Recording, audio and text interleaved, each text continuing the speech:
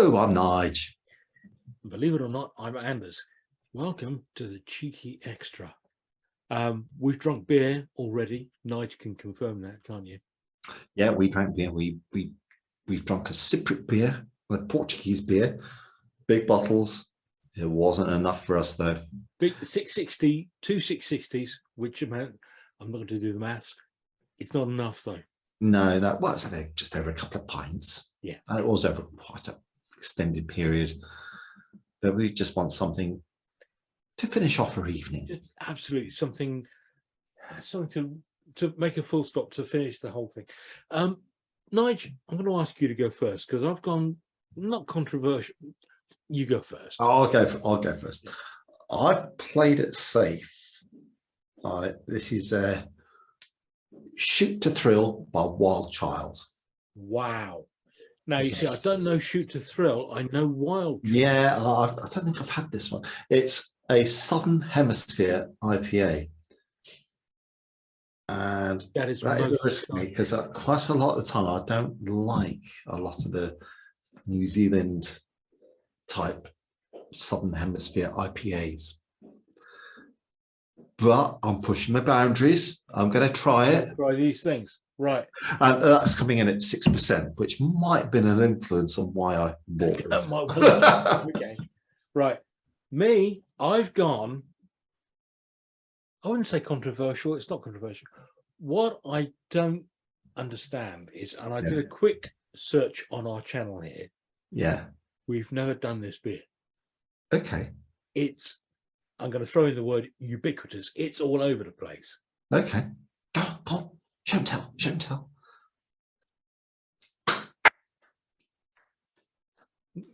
Yeah. We've never done it. Praise be Anders. Why the flip we haven't done it? I haven't the faintest idea. No, we did do it on a night out, but we weren't filming by that time of the night. No. Because we couldn't talk. It's all too messy. Yeah. Yeah. And I remember, but anyway, we'll talk about it when you're glugging it in a bit. Absolutely. Well, look, you set your... before you do that, I see something over your shoulder. Oh, you've seen. You've got big hunky shoulders. They were covering. It was covering. No, thanks very much. I've got no idea what that is. No, you won't have. This is 1991. This is a band who encapsulated, and I've checked this out, dance rock, indie pop, or a band called Jesus Jones. Oh, yes. Jesus Jones. And this is a 12-inch single of International Bright Young Thing. I bought their album. I bought the album down. I absolutely love Jesus Jones. They are brilliant. Yeah. Oh, we'll talk more about that in a minute. We will do. Absolutely. I'm going to put it back up there for the time being.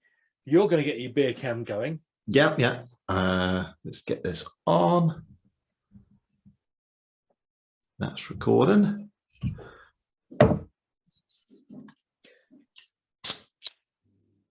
Oh my word. That was a bit feisty. Okay. Or a bit carry on there. Oh, matron. It's a cloudy one. Of course. And I've now run out of glass, and I've got a few dribbles left in the can, but they can come later. But there you go.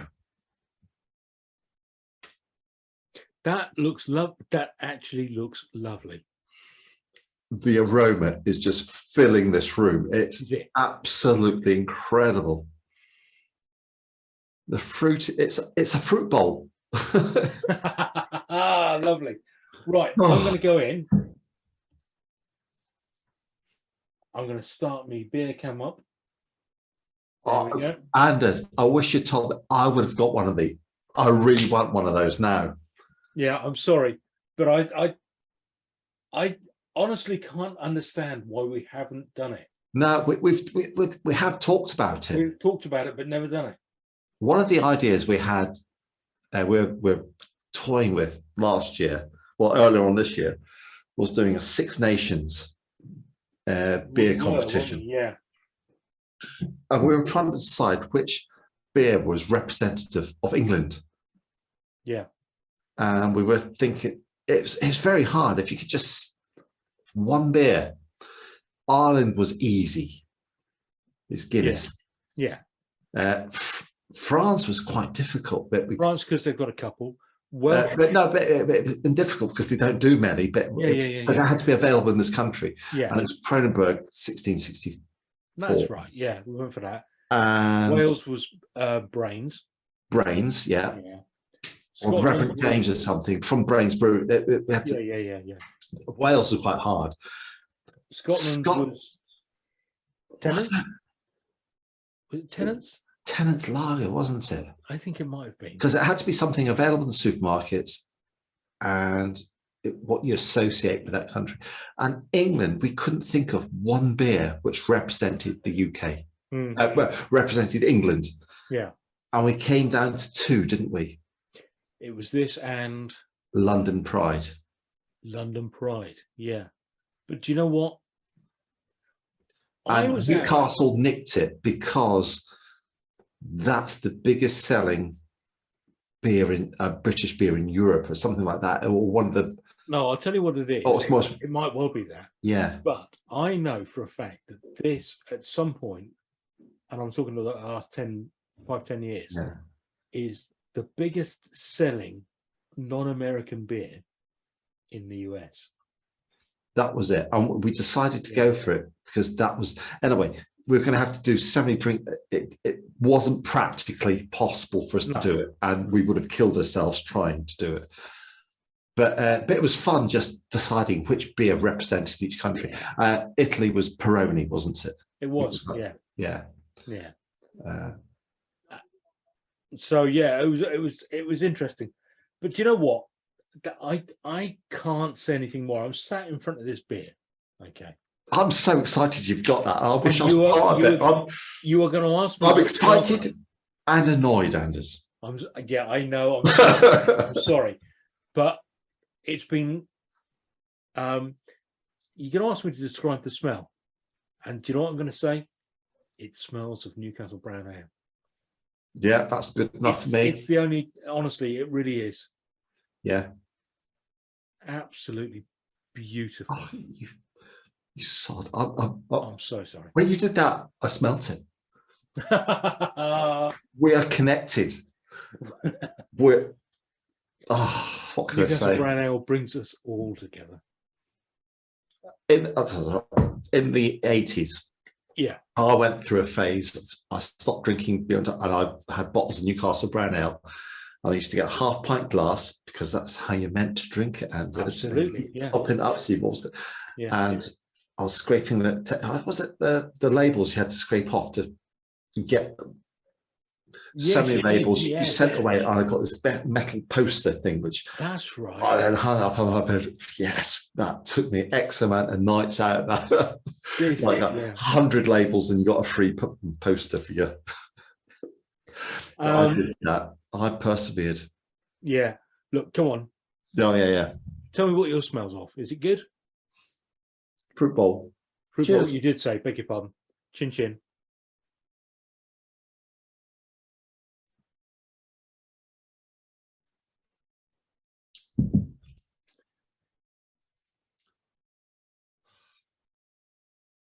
Right. Go on. I'm going to be controversial now. Go on. It's the big elephant in the room in the beer world. Right. Go on. Most people will say, oh, that's really fruity. And that. If I wanted a fruit cocktail, I would have made a fruit cocktail. Okay. If I want a beer, I'd have a Newcastle brown ale. It's fruity. It's all, but it's too fruity for beer for me. Okay. I like. Don't get me wrong. I like my Citra hops. I like the fruitiness, but this is up to 10. It's a pina colada. It's a fruit cocktail. It's nice. It's refreshing, but it's just It's closer to a fruit cocktail than beer. Okay, all right. I've not been very helpful with my aroma. Oh no, no, I think Newcastle Brown Ale is an official aroma. I think you're probably right. No, I know, because it's, you say that, oh, that smells like Newcastle Brown Ale. Everyone knows. Everyone knows, absolutely. It's a standard aroma. Yeah. Taste wise,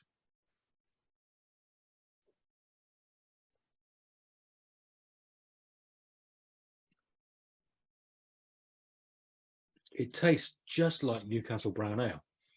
And that is a standard taste. Yes. Everyone and if you don't know what Newcastle Brown Ale tastes like, what the fuck are you doing here? Yeah, if you haven't I don't mean to be rude, but if you haven't tasted it, you really it doesn't matter where you are in the world. We know you can get this. Yeah, you can, because I know it's the most widely distributed English beer. It is indeed, because we've done our research on this quite extensively at the start of the year. Yeah, absolutely. Yeah. Now, can you grab the bottle for me? Are you sure you can do? And read the list of ingredients. Right. Well, I'm going to read the entire back here for you. Okay. Okay. Okay. I'm going to do this in an authentic Geordie accent. Because that's where you're from, isn't it? It's kind of where I'm from. In fact, I think people will be surprised, but we know. Did you know that Newcastle Brown Ale is affectionately known as the dog by those in the know? I'm going to see a man about a dog. I'm taking a dog for a whack. We're often used by Geordie men as an excuse for visiting their local to sample their beloved tipple. Ingredients: water, malted barley, glucose syrup, barley, hops extract. There you go. Glucose syrup, hop extract. Yeah. That probably wasn't the case in the 80s or 70s. No, probably wasn't. No. So, well, the glucose might have been a bit, that's a money-saving thing. Or it might have been there in the 80s and 70s. Yeah. And that's the bit that gave you the headache. Because is it 5% ABV there? Do you know what? I don't know. It used to be. It used to be. It's not. It's down to 4.7. All right. Yeah, that used to be 5%. I'm sure it did. I'm sure it did. Yeah. Because you had a night out and that. And God, did you bloody know it in the morning. I remember on one of our big road trips. Yes. Standing outside a pub underneath the Tyne Bridge. Yeah. Outside a pub. And I suddenly brought up a whole load of. Do you remember I was standing? You had a casual vomit. I had a casual vomit. Yeah. If casual vomit was made famous by Billy Connolly, Billy Connolly used to talk about the dock workers when he worked in the docks welding and stuff. Anyway, they used to get to the pub at lunchtime, have 5, 6, 7 pints of beer, and then go back to work welding ships. Yeah. Yeah. And on the way marching back, the casual vomit. Yeah. Just like casually, oh, I'm going to be sick. Back to work. Welding. It's casual vomit. And Anders, what year would that have been? 1988? 8 till 9, 88 I'd go. Yeah. Yeah. We were on the way up to Edinburgh and we stopped off. No, we had stopped off at Newcastle for a few nights. Yeah. Staying with friends of your family. And we'd had a few nights out, and Anders might have done it a little bit early in the evening. Yeah. And we're walking to another pub. He just suddenly said, "Oh, I don't feel very well." And he went in the curb. Yeah. All in the gutter. And he said, "Better now." In fairness, I have to say, the way I remember it, and I know we're talking a long time ago, but the way I remember it, there was absolutely. I did the noise that a girl makes when she throws up, which is nothing. Girls make no noise when they I just remember being incredibly impressed how cool that was. I remember standing. We were stood outside the pub. Yeah. I was stood. No, we hadn't quite got to the pub. No, we were outside with the pub. Yeah, we were outside. We were on our way to that pub. You no, threw I up. think we'd come out. I think we. No. We were on our way there. Anders, possibly. You were a bit over the curve then. Okay. But I was standing on the curb. We were having a chat. Yes. I thought I'm going to be sick. And I think I did a classic female vomit, which is kind of, I'm going to be sick. Oh, no, yeah, you are right. We were stood, yes. And you think, yes, it was. I'm going to be sick. Turn around, throw it all up, carried on. Then we just carried on with the conversation as if that hadn't happened. Exactly. Yeah. And actually, no one else batted an eyelid. And it was absolutely round us. It was, yeah. Because ask Newcastle. I don't know. So anyway, we were talking about Jesus Jones. Yes. Now, I knew nothing about Jesus Jones until this track came along, International Bright Young Thing, which is a single from the album Doubt. Which I have. And as do I. Now, this music was so alien to what I normally listened to at the time. Me too. I was into Hawkwind, heavy metal, into progressive stuff. It really was not a thing. And that came out, I thought, wow, I loved it. And I bought the album. I did. And I bought the follow-up album as well. I forget what that's called. That was a little bit more heavy, a little bit more industrial. I'll check on the album. At that time, I had quite weird tastes in music at that time. That a bit of a transition time in my life, really. Yeah. Because it was like, oh, Black Sabbath album, oh, Betty Boo album, oh, Jesus Jones. Yes. That's going to have to come with the cheeky extra at some point. It will do, yeah. But yeah, Jesus Jones was, like I say, I had a quick look on Google earlier on, just because I wasn't quite sure what kind of genre they fitted into. Yeah.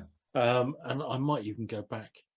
Well, it was the same sort of, it was the Happy Mondays sort of thing, wasn't it? That was but with a bit more rock and beef to it, really. It Bites also, I think, the same sort of vein. Again, I don't think so, on the basis that they were a bit too dancey for that. But yeah, if you go to Google, they will tell you that they were alternative rock, dance rock, indie dance. Yeah. Which kind of fits and doesn't at the same time, because yeah, like you say, it has a bit of In Spiral Carpets. It has a bit of but that was that scene at that time. It was it was almost a more musical version of the house music. Yeah, it was, with a bit of rock behind it. Yeah, instead of just that boom, boom, boom, boom, boom. Yeah. So yeah, no, very good, underrated band, and they're still going. I haven't followed since the follow-up album, to be honest with you, but yeah, a band that sort of like went under the radar. It was, they had big hits. That International Bright, it was a huge hit. Real. Yeah. No, real, not yeah. No, yeah. I was confirming it. I know the song. Yeah, it's on that album. Is it Doubt that was called? A shit joke. So the album was called Doubt, and there was sorry, I'm gonna have to just have a quick check and see what was. Yeah, Doubt came out in January 91. Wow. You know. Good grief. So I must go, because I stopped buying stuff in September 91. Okay. I didn't buy any vinyl for a long time after that, because that's when I went back to uni. as a mature student. Oh, you did, didn't you? And I then spent a few years being poor. So You did, yeah. yeah, and then I got married, and then I was still poor, and there was no money for buying nice things like records for many years. No. But yeah, no, a great band who I think went under the radar, and yes, I was surprised how early it was in the 90s. I thought it would be No, a bit I later would have in even the put it. I would have put it a year earlier than that. Would you? Well, the first album came out in '89, so you're not Was it far the off. first album I had? I'm sure it's that. I wouldn't have bought No, it. I think you bought the second album. I think Yeah, you I'm pretty. It's the one with the hits on it. It is. Yeah. Yeah. How's your beer going? It's it's got quite a bit of kick to this, which is I'm getting now as I'm getting through it. The fruit's dissipated a little bit, and the beer's coming through. Lovely.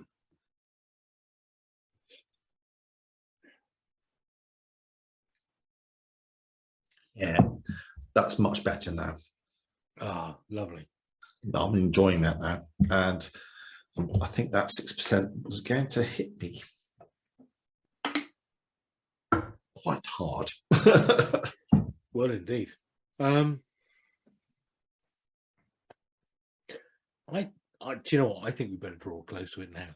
Yeah. Do you think? Yeah, I think we've chit-chatted enough. Yeah.